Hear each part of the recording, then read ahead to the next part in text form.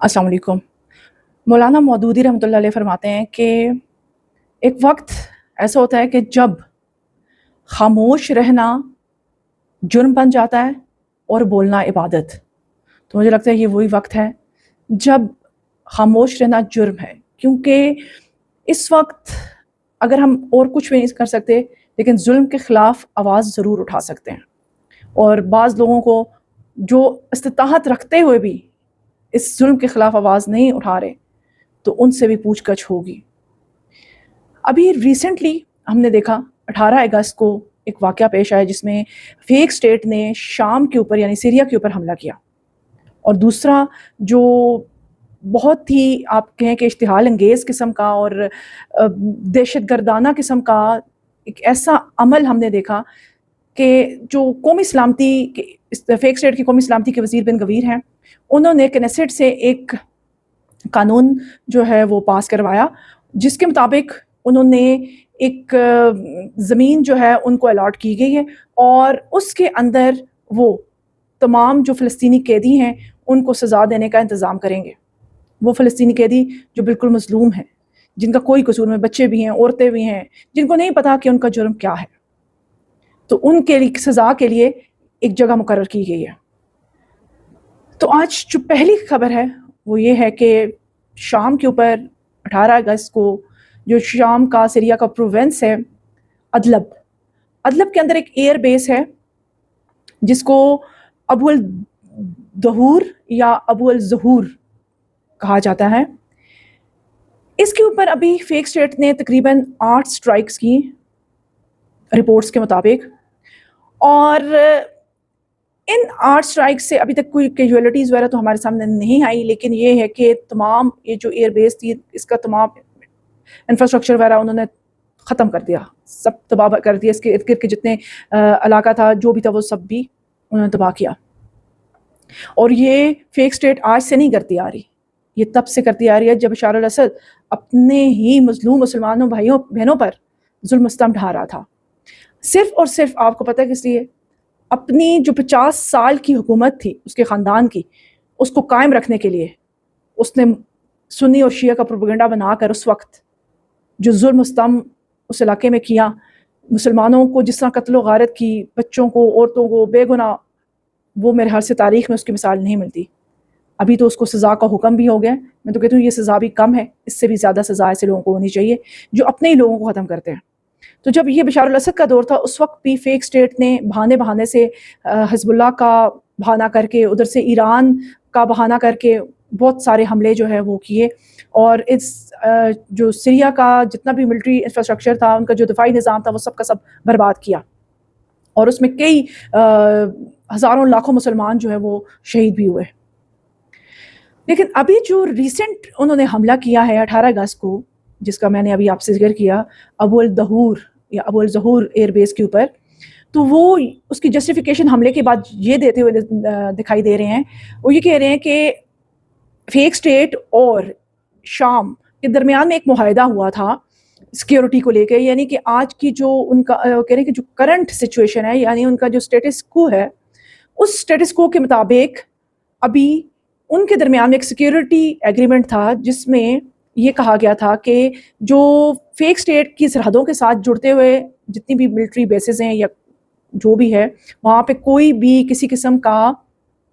जो military infrastructure है या दफाई निज़ाम नहीं कायम किया जाएगा। तो वो कह रहे हैं कि शाम ने इस मुआहदे को तोड़ा और तुर्क फ़ौज को यहाँ इस एयर बेस पर आने की परमिशन दी, और वो कह रहे हैं कि अगर तुर्क फ़ौज जो कि एक मजबूत और हाईली एडवांस किस्म की टेक्नोलॉजीज़ के साथ है, अगर वो उनकी सरहद के पास आ जाएगी तो उनकी सिक्योरिटी का उनको मसला है। वो कह रहे हैं कि हमारा जो दिफाई निज़ाम है, हमारे तमाम जो भी सूरत हाल है, उसमें हमारी सरहदों को, हमारे लोगों को, इससे उनकी जानों को ख़तरा हो सकता है। तो उस ख़तरे को भांपते हुए वो कह रहे हैं कि हमने क्या किया है, शाम के ऊपर हमला किया। ये फेक स्टेट हमेशा दहशतगर्दी करके फिर उसके बाद इस किस्म की बातें ज़रूर करती है, और उसने अभी भी यही किया। उसने तुर्क फ़ौज को बहाना बना के दोबारा से इसके ऊपर हमला किया, क्योंकि वो कह रहे हैं कि हमने पहले भी बशार अल-असद के दौर में तमाम जो मिलिट्री इंफ्रास्ट्रक्चर थे, तमाम दफाई निज़ाम जो था शाम का, वो तबाह कर दिया था। अब ये फेक स्टेट इतनी ज़्यादा शाम के ऊपर इसका इतना फोकस क्यों है? ایک تو آپ کو پتہ ہے وہ اس کو اپنے گریٹر اسرائیل کا حصہ بنانا چاہ رہا ہے، دوسرا اس کو سب سے بڑا مسئلہ یہ ہے کہ ایران کے لیے شام ایک کوریڈور ہے حزب اللہ کے لیے، یعنی حزب اللہ اور ایران کو بنانے والا شام ہے، تو وہ کہہ رہے ہیں کہ ہم نے اس کوریڈور کو جو ہے وہ تباہ کرنے کا سوچ رکھا ہے تاکہ کسی قسم کی جو سپورٹ ہے وہ حزب اللہ کو ایران کی طرف سے نہ ہو۔ تو اس سارے معاملے میں کون پس رہا ہے؟ شام کی غریب عوام، مظلوم عوام۔ ایک طرف تو یہ سچویشن چل رہی ہے، اور آپ لوگوں کو یاد ہوگا کہ پچھلے دنوں شام کے جو صدر احمد الشاہ ہیں وہ ہمیں ڈونلڈ ٹرمپ کے ساتھ بھی اور نیتن یاہو کے ساتھ بھی امریکہ میں میٹنگ کرتے ہوئے دکھائی دے رہے تھے، اور اس وقت ہی یہ معاہدہ انہوں نے کیا ہوگا جس کا وہ کہہ رہے ہیں کہ معاہدے میں یہ تھا کہ اس ایئر بیس کو کوئی بھی یوز نہیں کرے گا۔ اچھا یہ بھی بتاتے چلوں کہ یہ جو ابو الدہور ایئر بیس ہے یہ ترکی کے بارڈر سے تقریباً 70 کلومیٹر ہے، اور دوسری طرف سے یہ اسرائیل یعنی فیک اسٹیٹ کے ساتھ لگتی ہے، تو اس وجہ سے انہوں نے، آپ نے دیکھا ہی ہوگا کہ یہ پچھلے دنوں معاہدے کرتے ہوئے ہمیں دکھائی دے رہے تھے، اور جس میں یہ معاہدہ بھی ہوا تھا کہ جو سیریا کے اندر کوئی نیوکلیئر سائٹ ہے اس کو بھی جو ہے IAEA جو ہے وہ وزٹ کرے گی اور اس کو بھی وہاں سے ریموو کرے گی۔ اس قسم کے کچھ معاہدات کیے تھے، لیکن ان معاہدات کا کیا فائدہ ہوا؟ شام کے اوپر حملے مسلسل ویسے کے ویسے ہی جاری ہیں۔ بس بات یہی ہے کہ اپنی حکومتیں، اپنے ہی لیڈر، اپنے ہی ملک کو چلانے والے لوگ جب اپنے ملک کا سودا کرتے ہیں تو پھر اس قسم کی سچویشن تو پیدا ہوتی ہے۔ اب جب شام کے اوپر حملہ ہوا تو اس کی تردید پاکستان نے بھی کی، ترکیہ، سعودی عربیہ، تمام نے اس کی تردید کی، جو کہ ہم دیکھتے آ رہے ہیں کہ جب بھی حملہ ہوتا ہے لوگوں کی جانیں ضائع ہوتی ہیں، وہ ان کو تکلیف پہنچتی ہے، ان کو اذیت پہنچتی ہے اس دہشت گردی کے تھرو، تو پھر اس کے اوپر تمام مسلم ممالک بیٹھ کے تعزیت کرتے ہیں۔ تو اس پاکستان کی جو وزارت خارجہ ہے ان کی طرف سے بھی بیان آیا، انہوں نے اس کو بہت ہی غیر قانونی یعنی کہ بین الاقوامی قانون کی خلاف ورزی قرار دیا ہے، اور اسی طرح سے ترکیہ کی طرف سے بھی یہ بیان ہے، اور ہمیں مصر کی طرف سے بھی یہ بیان نظر آ رہا ہے۔ مطلب بیانات ہمیں سب کی طرف سے نظر آ رہے ہیں، لیکن کچھ عمل ہوتا ہوا ہمیں ابھی نظر نہیں آ رہا۔ دوسرا واقعہ یہ ہے کہ جو قومی سلامتی کا فیک اسٹیٹ کا وزیر بن گویر ہے، اس نے کنیسٹ سے ایک قانون پاس کروایا ہے جس کے مطابق وہ جو فلسطین کے مظلوم قیدی ہیں ان کو سزائے موت دے گا۔ اب سزائے موت دینے کے لیے اس نے ایک جگہ اس کو الاٹ کی گئی ہے جس کا وہ وزٹ کرتا ہوا دکھائی دے رہا ہے، اور میں آپ کو اوپر اس کی تصویر بھی دکھا دوں گی کہ جس میں وہ وزٹ کر رہا ہے اور دکھا رہا ہے کہ یہ جگہ ہے جو ہمیں ملی ہے، اور یہاں پہ وہ کہتا ہے کہ میں ایک گیلوز جو ہے وہ تعمیر کرواؤں گا، اور اس گیلوز کے اندر جو ہے وہ درمیان میں کوئی لکڑی کا کہ تختہ وختہ رکھوائے گا، اور پھر اس کے ارد گرد جو ہے وہ ان تمام لوگوں کے بیٹھنے کی جگہ ہوگی جس کو پھانسی دی جا رہی ہوگی۔ تو اس قسم کے قانون کو لے کر تمام جو انسانی حقوق کی، جو کہ ابھی تک کچھ بھی نہیں کر رہی ہیں لیکن چلیں بولی ہیں اس کے اوپر، انسانی حقوق کی جو تنظیم ہے اس نے اس کے خلاف آواز اٹھائی ہے، اور انہوں نے کہا ہے کہ یہ جو ہے 2 ٹائر جسٹس جو سسٹم ہے یہ ہمیں فیک اسٹیٹ کا سمجھ نہیں آ رہا۔ وہ کہہ رہے ہیں کہ اسرائیل کے اندر 2 ٹائر جسٹس سسٹم ہے کہ اپنے عوام کے لیے نہیں ہے، یہ صرف اور صرف یہ پھانسی دینا فلسطینیوں کے لیے ہے۔ وہ کہہ رہے ہیں کہ جنہوں نے جرم کیے ہیں، جو دہشت گرد ہیں، فلسطینیوں کو دہشت گرد کہہ کے یعنی کسی نہ کسی بہانے سے وہ ان فلسطینیوں کو مار رہے ہیں۔ کیونکہ ڈاکٹر اسرار کا ایک کلپ ہے میرے پاس، وہ میں آپ کو سناؤں گی، جس میں وہ کہہ رہے ہیں کہ ان اسرائیلیوں نے تہیہ کر رکھا ہے کہ کوئی ایک فلسطینی بھی وہ اس دنیا میں نہیں چھوڑیں گے۔ اب ان کا فیصلہ یہ ہے کہ انہیں 3 بڑے بڑے قدم اٹھانے ہیں۔ نمبر 1، فلسطینیوں کا خاتمہ، ایتھنک کلینزنگ۔ اگر یہ فلسطینی رہتے ہیں یہاں پر تو اگر 10 ہم ان کے ماریں گے تو 2-3 یہ ہمارے مار دیں گے۔ تو اسرائیلی کی جان تو بہت قیمتی ہے، یہ تو خیر 1000 بھی مر جائیں تو کوئی بات نہیں، یہ تو کیڑے مکوڑے ہیں، جینٹائلز ہیں، گوئمز ہیں، یہودی، وہ مر جائیں، لہذا ان کا ٹنٹا بکاؤ، اب ان کو ختم کرو۔ نمبر 2، انہیں باہر، کیونکہ ان کو یہ لگ رہا ہے کہ اگر ہم ان کے 10 مارتے ہیں تو وہ 2-3 ہمارے بھی مارتے ہیں، اور ہماری جان جو ہے وہ بہت زیادہ قیمتی ہے۔ وہ کہتے ہیں کہ جو یہ یہودی ہیں ان کی جانیں دنیا میں سب سے زیادہ قیمتی ہیں۔ اب اس فیصلے کو لے کر جو انسانی حقوقی تنظیم ہے انہوں نے اس کو 2 ٹائر جسٹس سسٹم کا نام دیا، یعنی دوہرے معیار کا عدالتی نظام۔ تو اس کے خلاف انہوں نے جو اسرائیل کی سپریم کورٹ ہے وہاں پہ اپنا جو مقدمہ بھی ہے درج کر دیا اس کے خلاف انہوں نے آواز اٹھائی ہے کہ یہ قانون صرف فلسطینیوں کے لیے کیوں نہیں، وہاں کے شہریوں کے لیے کیوں نہیں جو دہشت گردی کریں، جو جرم کریں۔ اب وہ بے گناہ قیدی جو وہاں پہ ہیں، عورتیں، بچے، مظلوم، بزرگ، سب ہیں اس میں۔ تو یہ ظلم ستم دن بدن بڑھتا جا رہا ہے. اور ایک انسانی حقوق کی تنظیم ہاموک کی ایک رپورٹ ہے، اس کے مطابق وہ کہہ رہے ہیں کہ 9,300 فلسطینی، یہ انہوں نے رپورٹ کی ہیں کہ وہ قید ہیں، ہو سکتے ہیں اس سے زیادہ ہوں.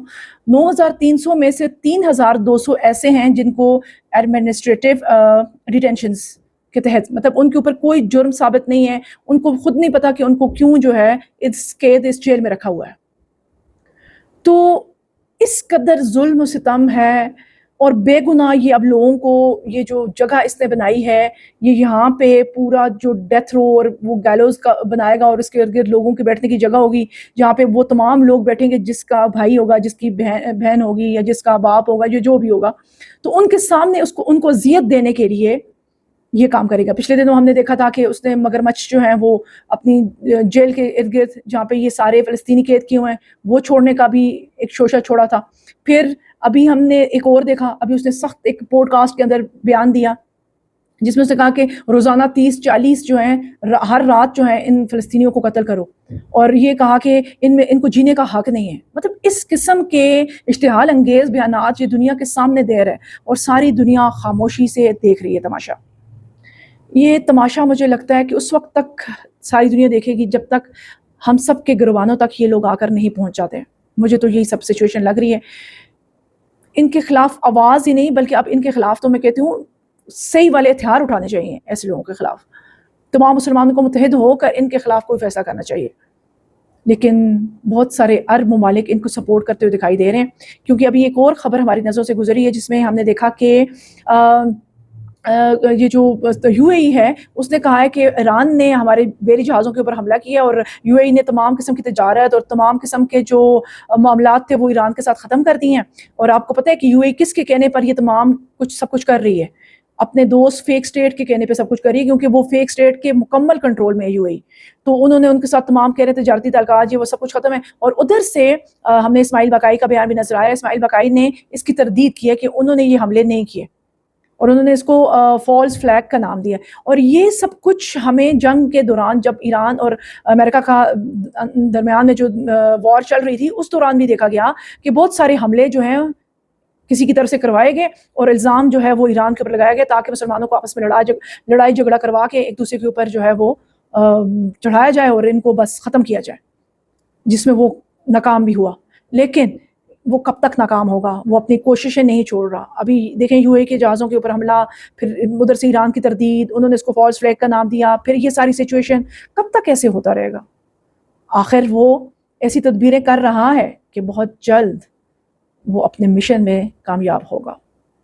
اللہ نہ کرے، لیکن حالات اور واقعات یہی بتا رہے ہیں. اللہ تعالیٰ سے ہم دعا کرتے ہیں کہ مسلمانوں کی آنکھیں جو ہیں وہ کھل جائیں، اور وقت سے پہلے کھل جائیں تو بہتر ہے. یہ نہ ہو کہ سب کے گریبانوں تک یہ آ پہنچیں تو اس وقت کوئی فائدہ بھی نہیں ہوگا. شکریہ.